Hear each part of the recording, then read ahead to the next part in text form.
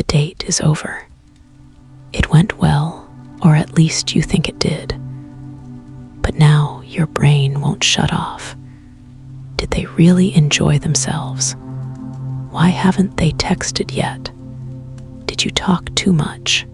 Not enough. You replay every moment, analyzing every word, every pause, every facial expression. If this sounds familiar, you're not alone. Post-date overthinking is incredibly common, especially if you have anxious attachment. Let's talk about why it happens and how to stop the spiral.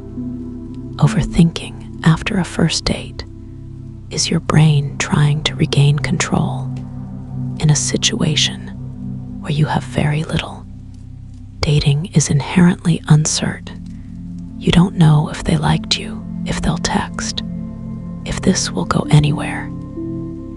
Your brain hates uncertainty, so it tries to create certainty by analyzing every detail, looking for clues, and predicting outcomes. But here's the problem. Overthinking doesn't actually give you control. It just exhausts you and creates anxiety. Psychologically, this spiral is fueled by attachment anxiety, fear of rejection, and the need for reassurance. If you grew up in an environment where love was unpredictable, your nervous system learned to stay hypervigilant, scanning for signs of acceptance or rejection. That same system is now activated after a first date. Let's break down how to interrupt this pattern. Step 1. Recognize that overthinking is not problem solving. Your brain tells you that if you just think about it hard enough, you'll figure out what they're feeling and what will happen next. But overthinking is not productive thought. It's a mental loop that doesn't lead to answers. You're not solving a problem. You're ruminating. The first step to breaking the cycle is recognizing what's happening. I'm overthinking right now. This is my anxiety talking, not reality. Name it. Label it. This simple act of awareness creates a small gap between you and the thought spiral. In that gap, you can choose a different response. Try saying to yourself, I don't know how they feel, and that's okay. I don't have to figure it out right now. Uncertainty is uncomfortable, but it's not dangerous. You can tolerate not knowing for a few days. Step 2. Ground yourself in what actually happened. Anxiety distorts reality. When you're overthinking, your brain catastrophizes. It jumps to worst-case scenarios based on tiny, often imaginary signals. They didn't laugh at that joke. They must think I'm boring. They checked their phone once. They're probably not interested. Challenge these thoughts with facts. What actually happened? They agreed to the date. They showed up. They engaged in conversation. They said they had a good time. These are the facts. Everything else, the interpretations, the mind reading, the predictions, is your anxiety creating a story. Write down the facts if you need to. Look at them objectively. Most of the time, you'll realize there's no real evidence that things went badly. You're just scared because you care about the outcome. Step 3. Resist the urge to seek reassurance immediately when you're anxious. Your instinct is to text them. ask how they felt about the date, or fish for confirmation that they like you. Don't. Seeking reassurance feels like it will relieve the anxiety, but it actually reinforces it.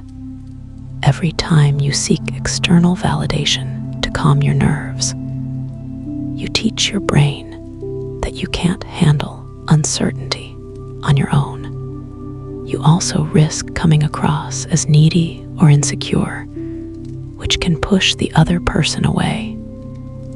Instead, sit with the discomfort. Tell yourself, I can wait. I don't need to know right now. If they're interested, they'll reach out. If they don't, you have your answer. And either way, you'll survive.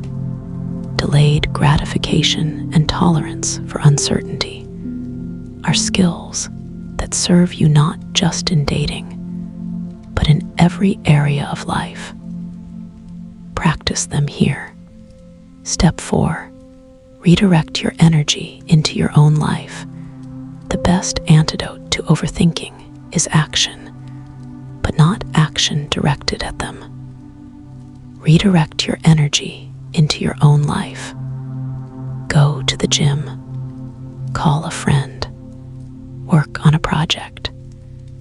Do something that reminds you that your life is full and meaningful with or without this person. Psychologically, this serves 2 purposes. First, it distracts your brain from the rumination loop. Second, it reinforces your self-worth.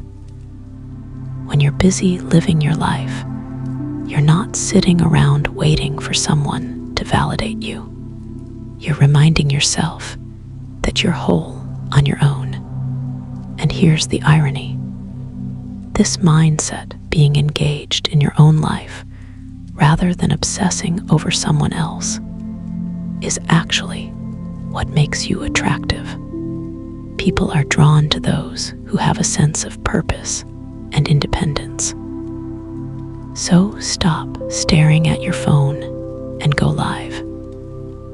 Overthinking after a first date is normal, but it doesn't have to control you. Recognize that the spiral isn't helping. Ground yourself in facts, not fears. Resist the urge to seek reassurance too early. And most importantly, redirect your energy back into your own life. Here's the truth. If someone is genuinely interested in you, a few days of not hearing from them won't change that. And if they're not interested, no amount of analyzing will change that either. You don't need to control the outcome. You just need to trust that you'll be okay no matter what happens. You were fine before this date. You'll be fine after. This person is a possibility, not your entire future. So take a breath, put down your phone, and go do something that makes you feel alive. The right person will appreciate you for exactly who you are, overthinking and all. But they'll appreciate you even more when you're grounded, confident, and living your life fully. You've got this.